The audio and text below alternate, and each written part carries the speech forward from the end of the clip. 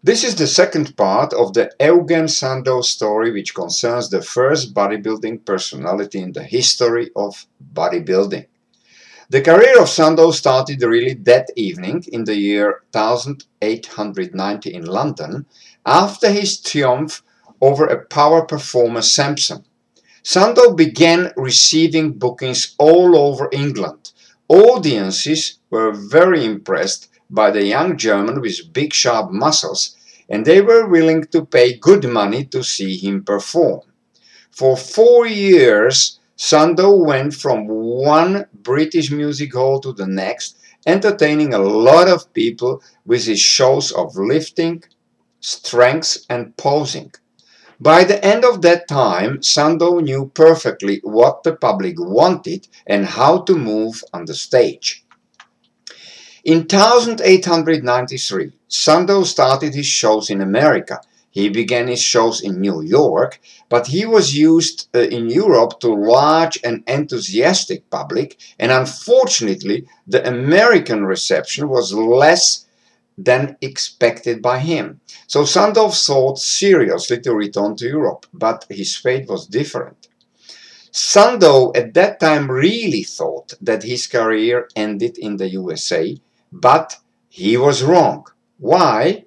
Because sitting in the theater one night was a man who noticed that the women part of the public was very sensible to the body of the young athlete. The name of that man was Florence Ziegfeld, and he was the man who catapulted Sandow to the level of a big star. Ziegfeld was an energetic, high-powered man who was determined to create from the young athlete a star. One of the first things his new manager did was to get Sandow away from New York.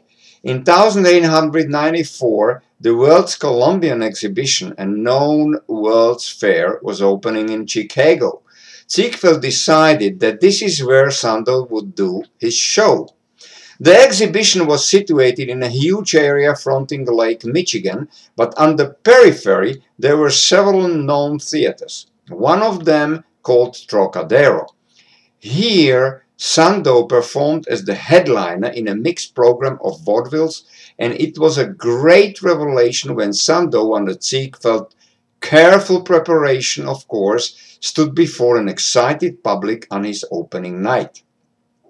On the stage, the public saw a well-formed young man with perfect muscles. It didn't take a long time, and the public really liked Sandow, especially the ladies. At the end of the exhibition, Sandow was a real star. He had made a name for himself and a lot of money for his impresario Ziegfeld. It was a real shame when this partnership came to its end. Eugen Sandow changed the way we see and think about our bodies and about fitness. Although he was born a century and a half ago, his actions still live with us today. He made physical fitness on a very high level and was a big inspiration for many young bodybuilders in the future.